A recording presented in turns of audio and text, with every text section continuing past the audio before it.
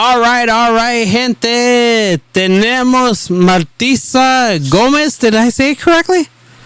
It's Maritza Gomez. Saludos a todos los valientes.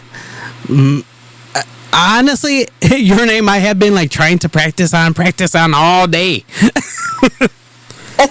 And still I was like, I'm gonna pronounce it all wrong. I'm gonna pronounce it wrong.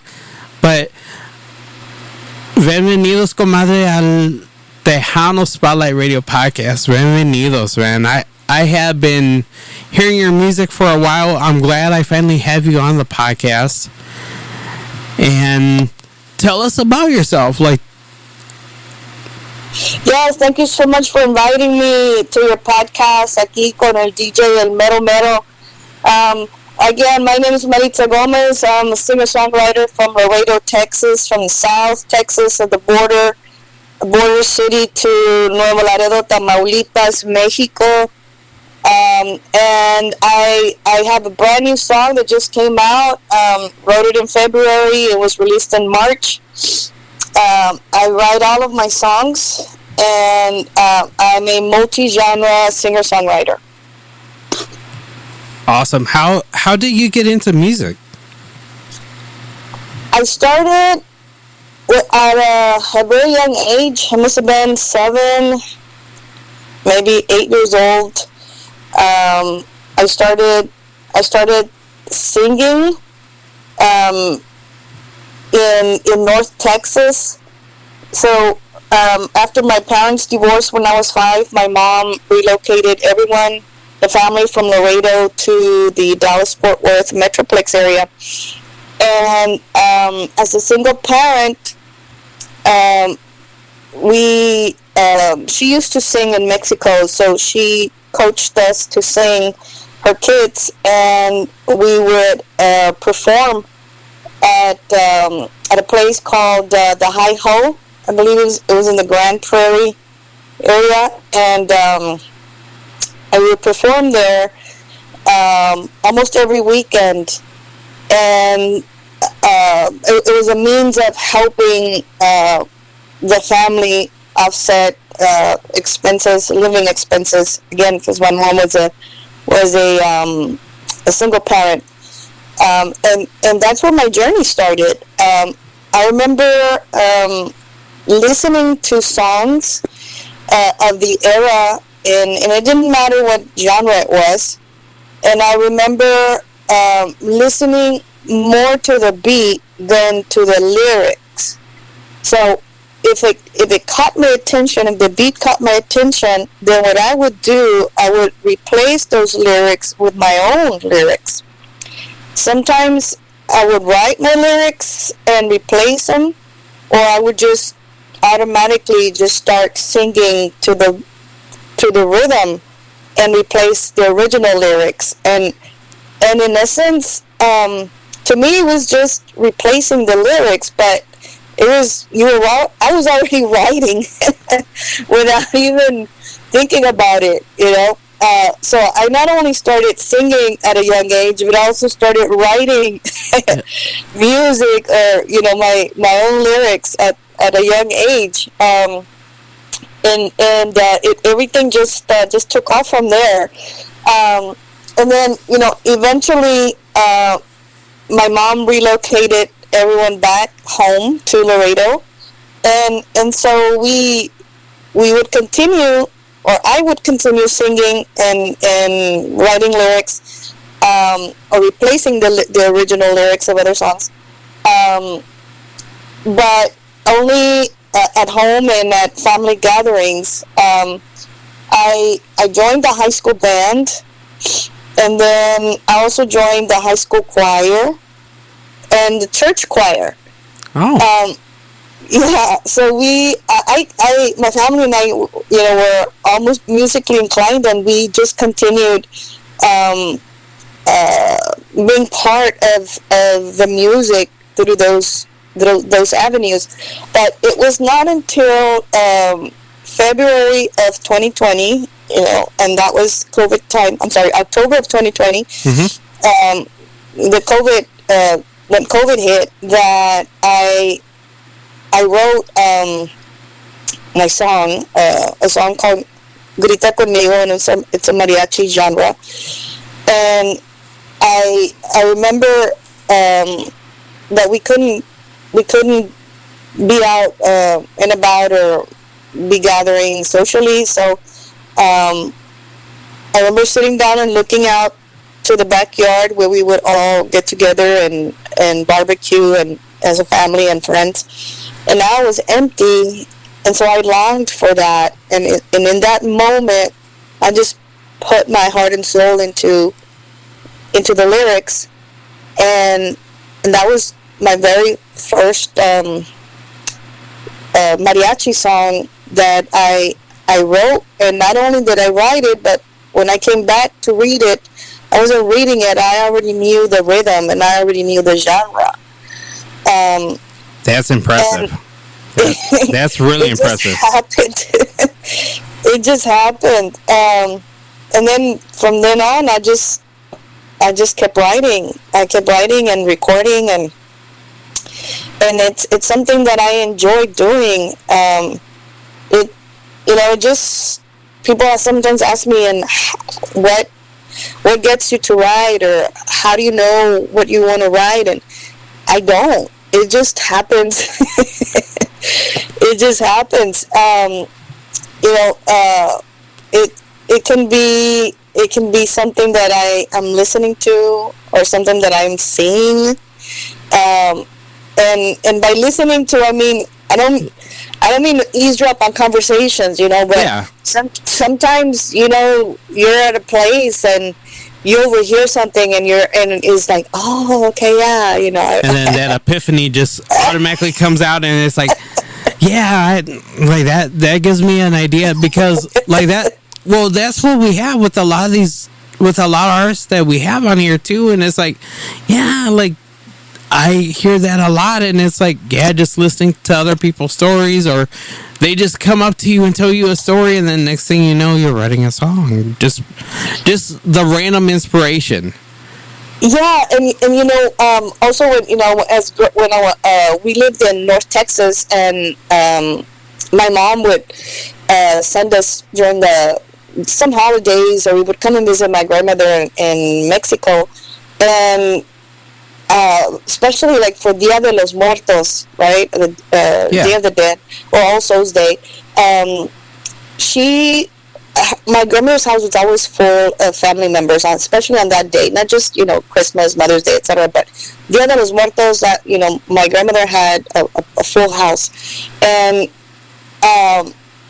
for whatever the reason was at the time, I didn't understand, but now I can reflect on it. And appreciate the fact that out of all her grandkids that were there, she would just choose me to take to the cemetery to visit the loved ones. And I remember we were all, having fun and enjoying each other's company. We were eating all this delicious food, and then here she comes and says, "All right, let's go." Where? We're going to go to the cemetery. Vamos a ir al panteón. No, I don't want to go. I said, I want to stay here. I want to be here with the family. And no, vámonos. So, okay, so there we go. And my grandmother was very eloquent, so she would always, get into conversations with people there at the cemetery, and they're all talking about, their loved ones' stories and their personal stories. And there I was, just standing next to my grandmother, and just listening. And yes, I enjoyed the food that they had there and everything else. But at the time, I always dreaded, and every year was the same thing. She always chose me, and there we go. But now that I write songs, I reflect on those stories. So one of the things that I've always appreciated is the fact that I loved writing, even in middle school and elementary. Not to brag or anything, but I always made an A in all of my writing papers in English class, and I remember writing all the time. I always loved writing, while my peers would always nag about it, but not me. I enjoyed the art of writing, and sometimes when I was in college, I always dreamed of writing a book. Mm-hmm.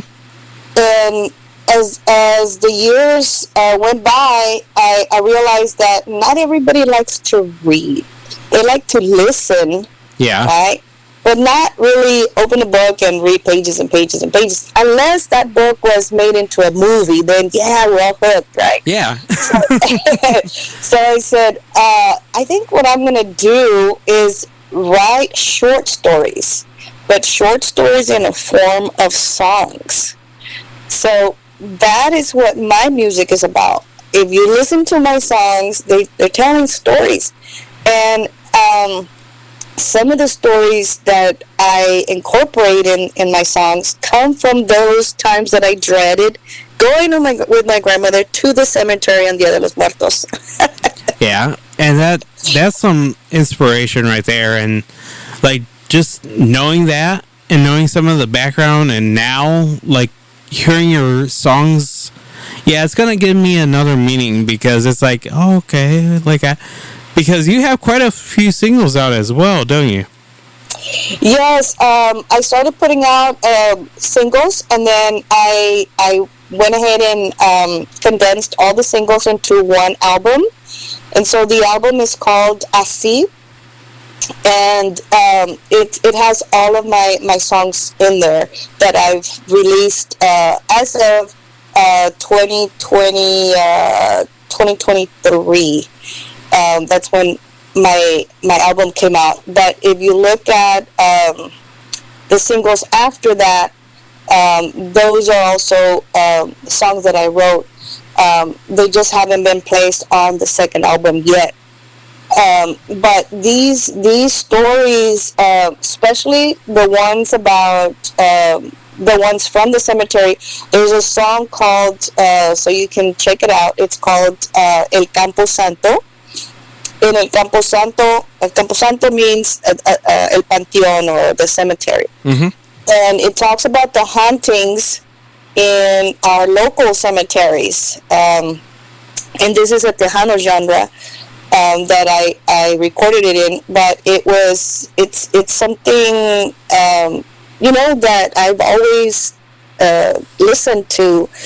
Those stories have been in our community and have been passed down, from generations to generation. So I just decided to tell it, tell the story, and turn it into a song. So it's something that I enjoy doing, and some of the songs come from those experiences back in the day at the cemetery with my grandmother, or just in everyday life. Like I said, I could be at a restaurant, I could be at a doctor's office, and just listening. People's got a lot to say a lot of times. Yeah, and you're not eavesdropping, but no. Hey, people are talking. Mira, and then you'll find more stuff at the purga también ahorita. Oh, yeah. And the purga, at the stores, yeah. And anywhere, people talk, and they don't whisper, No. The Latinos, we never whisper. Like, ándale, que se escuchan, que... But, yeah. Like, just knowing the story, and then... Yes, I forgot that you did put out the full album, and I had that full album too. So now, now I'm gonna go and rehear that whole full album because, like, I know I have the singles that are out. Like, the singles are all on rotation. So whatever you have out in past music, yeah, it's all on rotation. All the new stuff is all on rotation here on Tejano Spotlight Radio. So that, like, all your music's on here. So that's the good part. But it's like, okay, I gotta go back and listen to that full album now. So I'm probably gonna do that in a little bit. But man, because I do remember Así when it came out, and like that was a song that got my attention too. And I was like, man, this song is good. Yeah, it's a cumbia. It's a cumbia guapachosa, and that one, after releasing Grita Conmigo, Grita was more of a mariachi, and and that song, it just, it just sparked something in me every time that I would go to the grocery store, and it was COVID, and there was so many people out in line because you couldn't all go in at once. Yeah. It was only like 3 at a time or 5 at a time, and people were waiting in the vehicles or in line, trying to get in. And I would see people coming out with, minimal items. There wasn't enough items, I guess, to buy at the time. You could just wonder because, you were not in the store yet, but you were watching people coming out and people wearing masks and a lot of, death, and we're surrounded by so many of our loved ones, leaving this earth. And so that's why I called it Grita Conmigo. People just scream, yell it out, you're in pain or whatever it is that's going on, just, grita, and that's why I wrote it. I remember practicing, thank God for technology. I was on FaceTime with one of my producers, and we were practicing the song, and I was in the car with my husband waiting our turn to go into the grocery store, and so there I am practicing, and as I'm practicing the song on FaceTime with my producer, I'm seeing vividly, watching everybody, do what my song is saying, and it was just an emotional moment. I had to stop. I told my producer, I said, I just need to pause for a minute here. It was just so emotional, to see everything and me singing to it and watching it. It was just it was emotional. And Ruben Vargas is my producer. He's the one that does all the arrangements for my songs, and he's from Laredo. And after that song, I remember writing Así, and I told Ruben, I said, hey Ruben, we need to bring some joy, to our people, to nuestra gente latina, nuestra comunidad. And I decided to write a cumbia, and not only write it, but tell the people a little bit about me, and remind them of who we are, and in my lyrics I say, así, así soy yo, así eres tú, así es mi gente, and just to get the rhythm going, to maybe, change the perspective a little bit and get them to dance and forget about, the COVID thing that we were going through at the time, but through my lyrics, and just dance for a little bit, just stop thinking about it and change it a little bit, and so that's how Así came out, but it's it thrives writers through different perspectives, what in my case, it's what's happening at the time, and just wanting to bring that a little bit of joy to our people, nuestra raza, nuestra gente, Yeah, and anybody that was willing to listen. And for me, that's very important. Like, especially around that time, like, music was very important to get to the people. Of course, like, the Facebook Live started going, the YouTube started going, the podcast started, like, picking up more as well.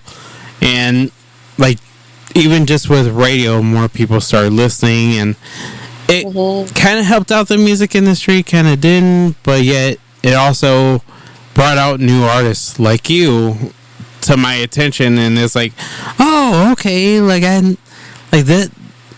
All right, she's new. Let me go in here, and like, thank God for Laila Lisa and Mas Chingon Radio, because they brought you to my attention, and like, they are doing an awesome job, like, showing me your music as well. So that I'm thankful for, because I'm able to go and introduce your music to the world as well, plus them. Yes, yes. Saludos a Laila, Lisa, and Juan Mendoza. Yes, they're on my team as well. They promote my music, and they also do the artwork for my singles for my album. So yes, kudos to them. They've been with me since the beginning. And a great group of people, and I'm glad they're on my team as well. Yeah, and it's always good music too that you put out, and especially with this latest single that you have, Valientes. It has a lot of inspiration behind it, and especially around this time, on what's going on around this time in the world, it's touching a lot of people, and that's what I love seeing in music. So can you please tell us about that song? Yeah, so Valientes, and again, as a writer, we, sometimes I write, and I do have a book where I keep my lyrics, but it's just what comes to me. That's what I put on. I write down on my notebook, and this particular time, or for this particular song, I remember very vividly. It was in February, and it was on a Saturday. And I remember waking up and going through my routine, waking up, my kids are asleep, or they're also just waking up. I like to wake up at 8 in the morning, even on a Saturday sometimes, Oh, yeah. And I remember waking up and going through my routine, getting my coffee ready, and then I sat down, turned on the TV, flipping channels, and I just couldn't believe what I was watching on television, on every channel, what was happening to our Latino communities.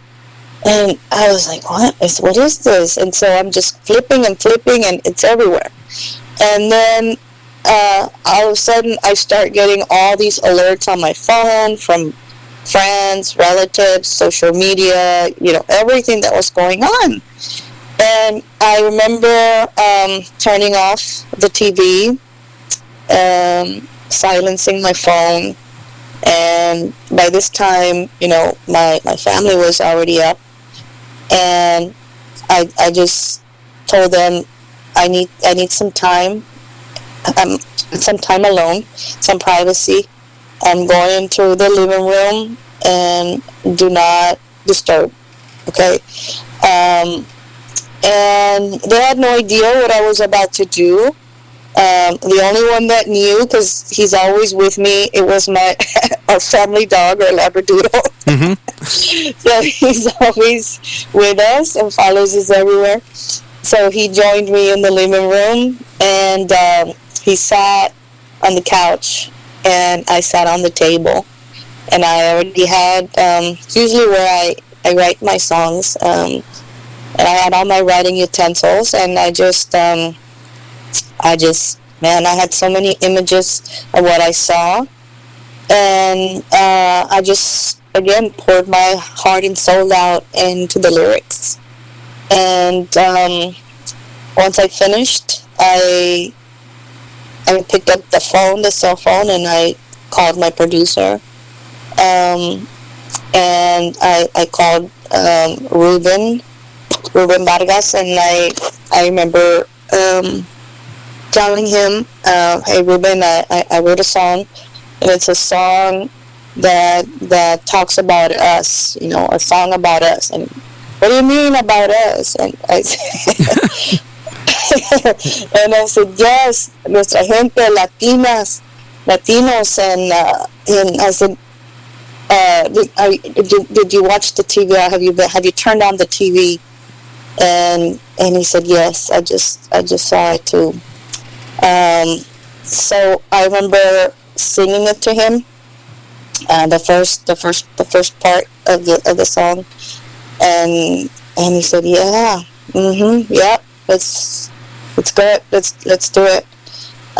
So I wanted to capture the historical narrative of what was going on, but I wanted to tell who we really are, not what we were watching on TV.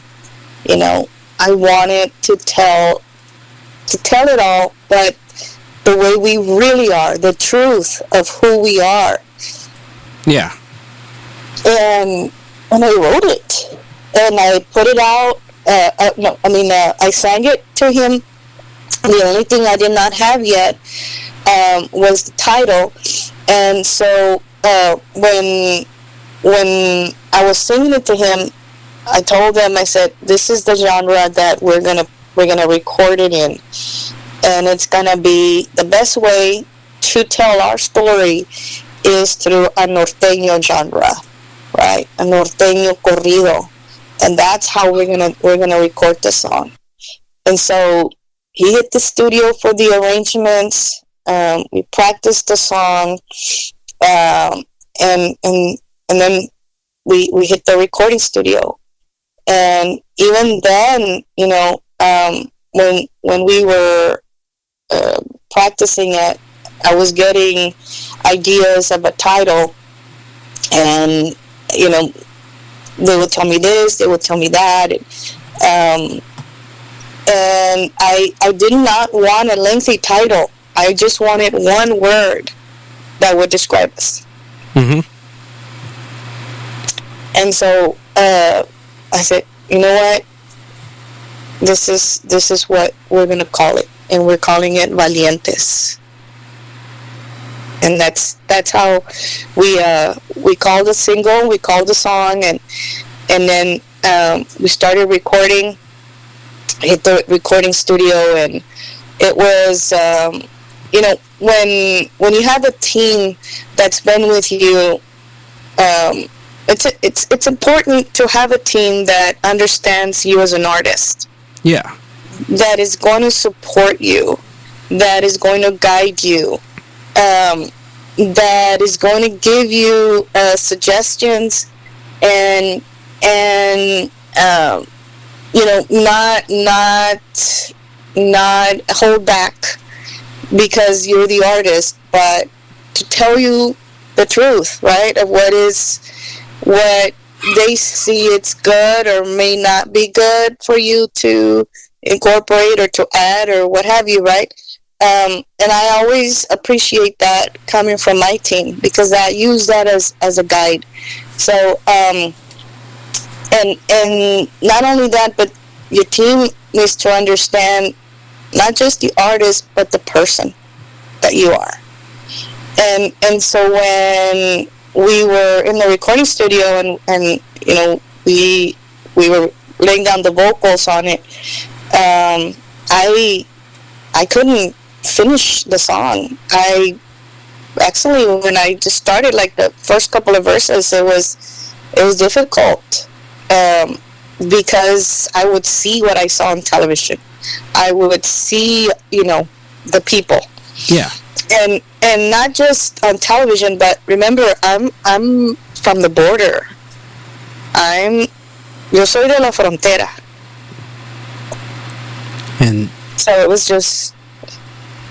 It just got you. Yeah. Like, mm-hmm. And that's... Yeah, and then so the producers and everyone that was there on my team when we were recording the song, they just gave me my space, right? They just said, okay, you need a break. So, yep. So we took a break, and I came back. And a break for me is not, okay, go home and then come back. Yeah.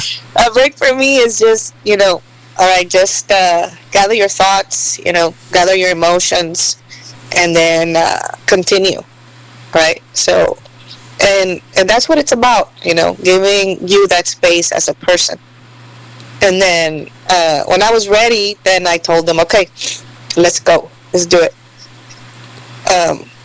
And the song is just amazing, and you can hear the emotion in your voice.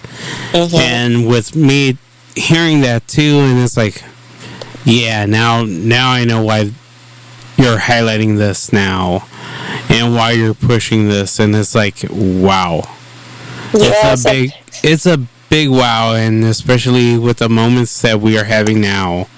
Yes, and when I wrote it in February, when that was happening, and it was supposed to, we released it in March. In fact, it was supposed to be, it was supposed to be released, or I was supposed to sing the song at the fanfare in March in San Antonio. And if you're not familiar with fanfare, fanfares were, all the Tejano artists come out and sing their music, right, their works, at this huge festival. It's a 3-day festival, and they've got like different stages where different huge Tejano artists or well-known legends, right, are performing. And so I was very blessed to be invited for the second time. And it's every year during March in San Antonio. And at that time that it was supposed to be released, my producer got sick, so we couldn't finish the song to be released. And so I said, okay, it's okay, we'll release it once you get better, right? And then the engineer fell ill, so I didn't want to bring anybody else to finish the song. So I said, it's okay, we'll wait until you feel better. And so sure enough, when the song, he finally got better, the song was released still in March, but just not for that, as planned for fanfare. And so it was released, and then little did I know that, let's see, two and a half months later, we were going to have all this protest, or that, all these things that's happening to our Latino community was still going to be going on. And so there was this protest called the No Kings Day, which was nationwide, and I get invited to attend the one here locally in my hometown of Laredo. It was put out by the Democratic Party, and so I show up and I see so many people, that are protesting and supporting, right, the our Latino communities, and in these acts that are going on, or against these acts that are going on. And I remember they were facing the street, right, and one of the organizers comes in and brings the truck and the sound system with 2 huge flags, and tells me to get on top of the bed of the truck.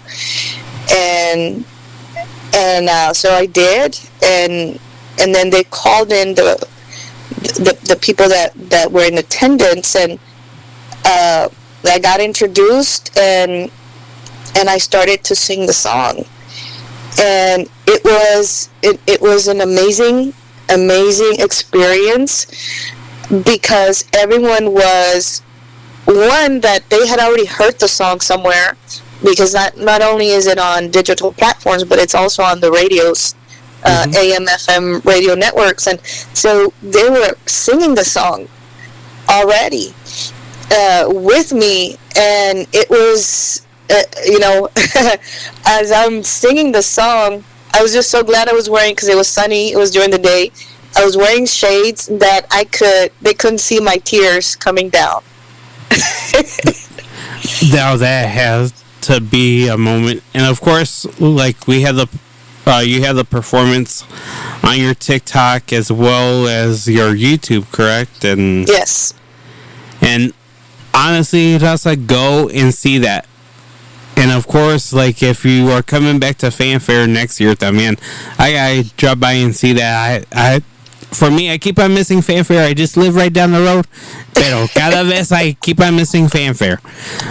And I was like, I still gotta see these people perform, pero my work is all crazy. Pero that's the one thing I love is Fanfare. You're able to go and meet people. You're able to go and meet all these other radio stations as well, and get your name out there and get the songs out there that you need. And honestly, like I have been wanting to see you for a while. Hopefully we get to meet, because like of course the Tejano Spotlight Radio, we love meeting artists. We love going to their events and just showing independent artists some love, man, because honestly, without you guys, the Tejano Spotlight Radio, the Tejano Spotlight Radio podcast, we wouldn't be anything without you guys. And yeah, and I think it works both ways. The DJs, thanks to your, podcast and radio station and all the DJs, our songs can be heard, and now with technologies, not just through AM, FM radio networks, but also digital platforms, right, and the internet radio as well. So, so kudos to you guys, to all the DJs for supporting all of the artists. Yeah, and for playing our music.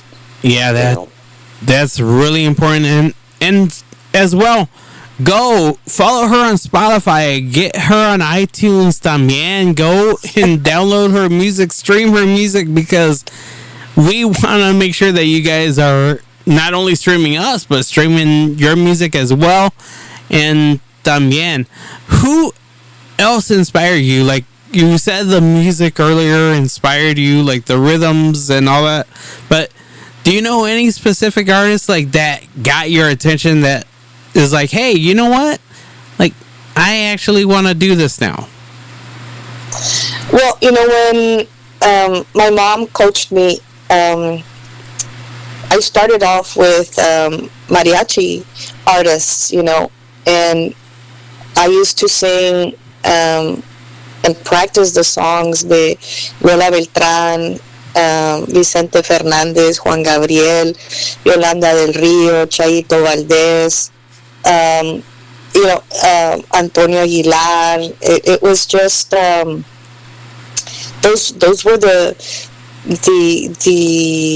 artists, right? The songs that I grew up practicing and singing to with my mom, and Rocío Dúrcal también. And it was, to me, it just came natural to sing those songs in that genre. But as I started middle school, and I would listen to Renacimiento 74, those were the cumbias, oh my gosh, what is his name? And the one with the glasses. Yeah, there was a lot around that time.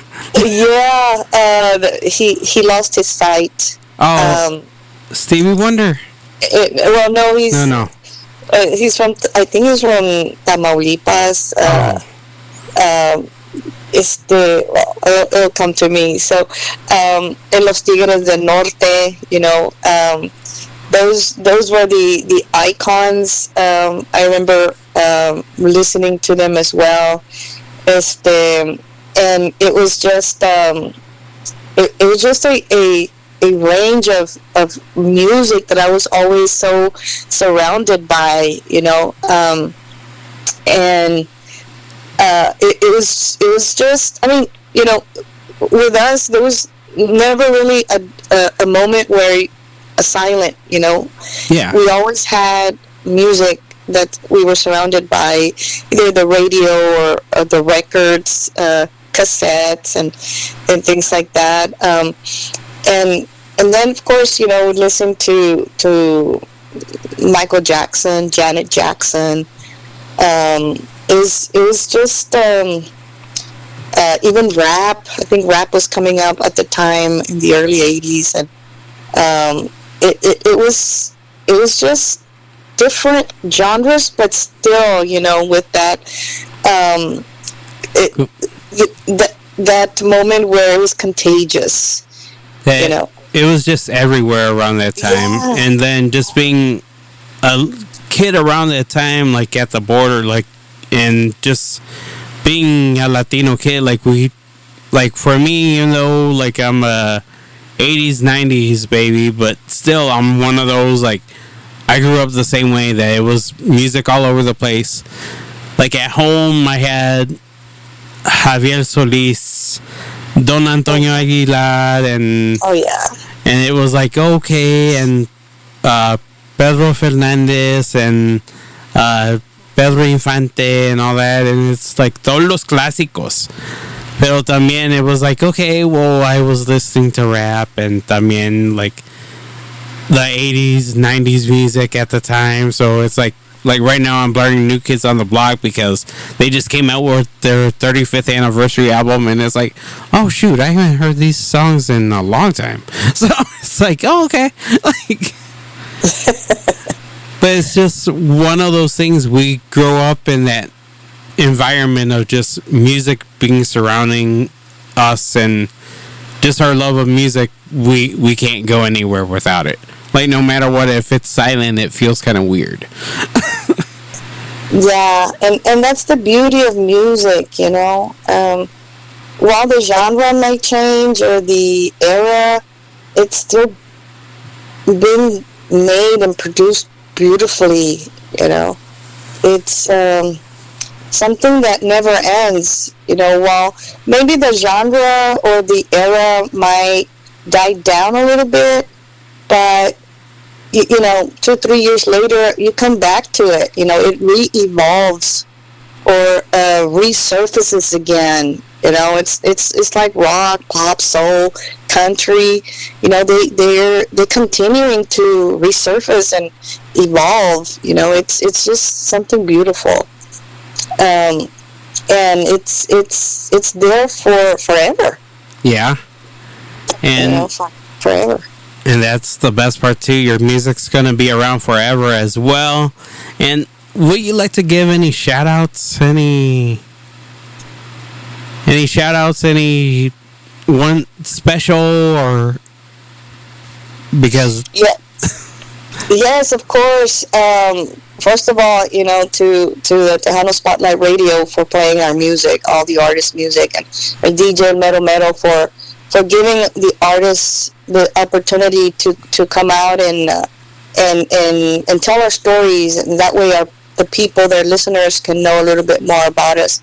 And then of course the people on my team, on my production crew, Ruben Vargas, and my husband Kike G, who's always been there with me as well, Laila Lisa, Juan Mendoza, and Roy Arriaga, El Borrado Promotions, and George Fences, the Freestyle Cartel from California, who are now also part of my team, and of course everyone, all the audience for listening to my music. It's as a writer, we can only hope that you like the music, but the audience is the listeners that have the final word. I want to thank all the listeners for getting me to a nomination for the Tejano Music Awards in November of 2024. I was nominated as Best New Female Artist of the Year. So I was able to walk the red carpet and be among so many great legendary artists in San Antonio at the Boeing Center. So it was an incredible experience, ride the limo with them, and and be part of that incredible evening. Thanks to Bino G, TTMA Awards. It was just an amazing experience. And of course, I want to thank you for calling in, giving your time to Tejano Spotlight Radio and the Tejano Spotlight Radio podcast. Our audience is going to have an awesome time re-listening to this. And of course, you can go and listen to this on Apple Podcasts también, on iHeartRadio, and all other podcast platforms. And would you like to introduce your latest single? Yeah, so I want everybody to pay attention to the lyrics, to send it out, share it, and I'd like for you to make some videos with it. This is a song that's truly from the heart, truly from the soul, that says so much about us, the way we really are, valientes. Somos Latinos valientes, and that's who we really are, pura gente valiente. So here's my song, listen to it, share it, and enjoy it. Con todo corazón, de parte de Maritza Gomez, aquí está mi canción, Valientes, para todos ustedes.